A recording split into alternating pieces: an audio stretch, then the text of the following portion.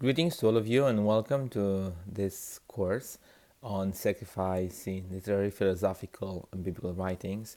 I just recorded this video without however you call this, and the sound didn't work, so I'm trying again. This video is introductory, so in nature, so I will just talk about a few things concerning the class, your activities, but at the same time a few ideas about sacrifice and how we look at it in this specific class. Um, it is an online course, as you know, so it's quite important to check your email as often as possible and to also check your D2L site. At the end of each week, between Friday and Sunday, I will send an email, a class email, in which I will detail all the activities you have for the coming week. Please check it. If you do not receive it, please look on D2L. If you do not receive your emails automatically, please do go on D2L and set up your account so that you do get those emails. But in any case, check all the time the D2L.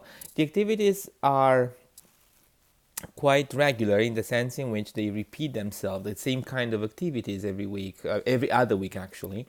But do check carefully the email I'm sending every week because they may change in nature from time to time. I may emphasize certain things or I may require things that I do not require in the past. So please do read your emails. If you have any misunderstandings, if you have any things that are not clear, please email me. I will email back to you with the clarifications to the whole class if I think it's necessary, or just to you individually if that's the case.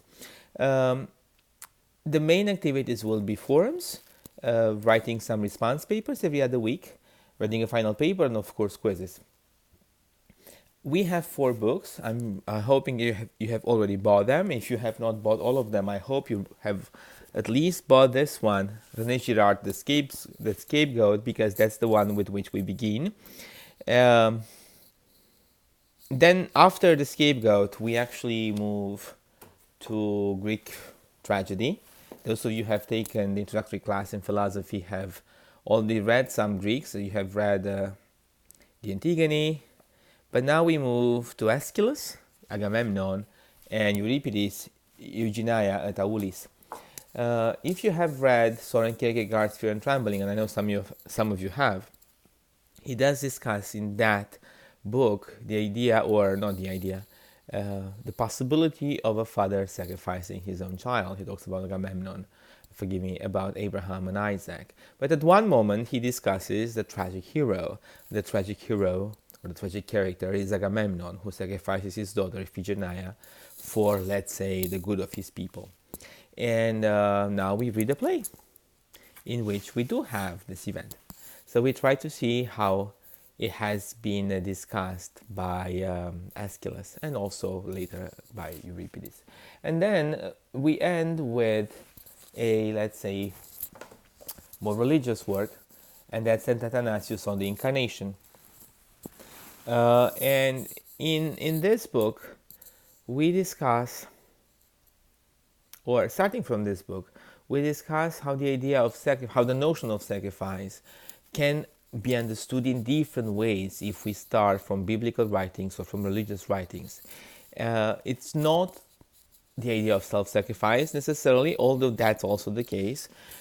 As you can see here, it's on the Incarnation. It has nothing to do with the idea of sacrifice. But the way we'll read this book is how the divinity, the taking on the human nature by the divine nature, so by Jesus, is an act of sacrifice already.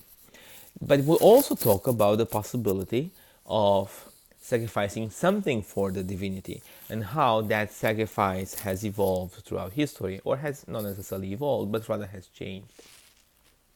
I haven't said anything about the scapegoat, especially because we begin with this, but I will say a few words now. I will not clarify or I will not define the idea of scapegoating. I will let you discover it yourself while reading Girard's book.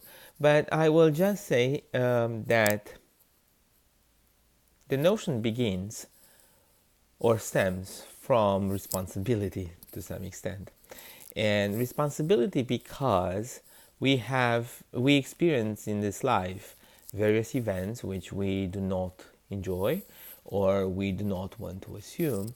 And whenever that lack of responsibility for the events that we suffer takes place, we want to blame or to put them on someone else's responsibility. And that's how scapegoating starts. We have misfortunes in life, and we can say somebody else did something bad to us, or God does not exist, or it's because of God who gives us evil things, or the one who's always scapegoating, the devil made me do it. We do something bad, and because we do not want to assume that we have done it, because we do not want to assume that we are capable of such evil acts, we blame the devil. So read this book. Read the beginning of this book. You may find it a little bit a bit more difficult, let's say, to read than the others. But nevertheless, stay with it and read it carefully, and we'll discuss it on the forums. I will come back actually to the one book that we end with on the Incarnation, not because of St. Athanasius, but rather because of what C.S. Lewis writes in his introduction. And I want to talk about it especially because it's about the value of humanities and the value of studying humanities even nowadays. C.S. Lewis says, and I will not read the entire passage, although it's quite beautiful, but he says, every age has its own outlook. It is especially good at seeing certain truths and especially liable to make certain mistakes. And I want to talk about this especially because I want to encourage you to read all books just the way in which C.S. Lewis encourages all of us to read all books. We often think about diversity, and we often think about the idea that we are so different from other human beings, that we have contradictions with them, that some other people do not understand us, or they are completely opposite to us, people who live nowadays. But we do not realize, just as C.S. Lewis says in this introduction, that all of us, in fact, all of us living in this time, have basic agreements that are in complete contradictions with the way in which people who came before us, and most likely people who will come after us, perceive them or understand them. And in order for us to actually experience radical diversity, and I talked about this in one of my posts on my blog. Actually, you do have a link to the blog, so you can check it if you want.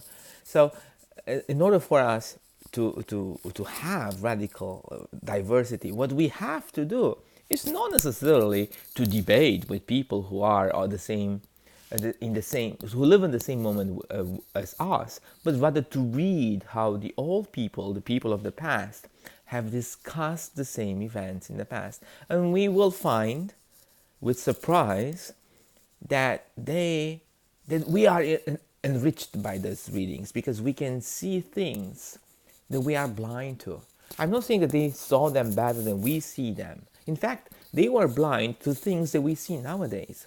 But their blindness, unfortunately, cannot be cured by us because they cannot live again. But our own blindness can be cured by their own way of looking at things.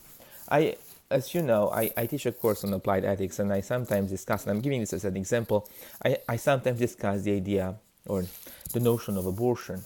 And as you know, nowadays there is a big debate between those who think of pro-choice and those who think of pro-life.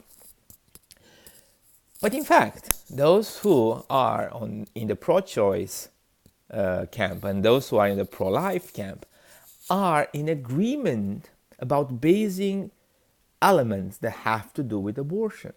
If you read about abortion in the ancient times, if you read about how the ancients perceived abortion, we will realize that they did not even conceive the notions of pro-choice or pro-life.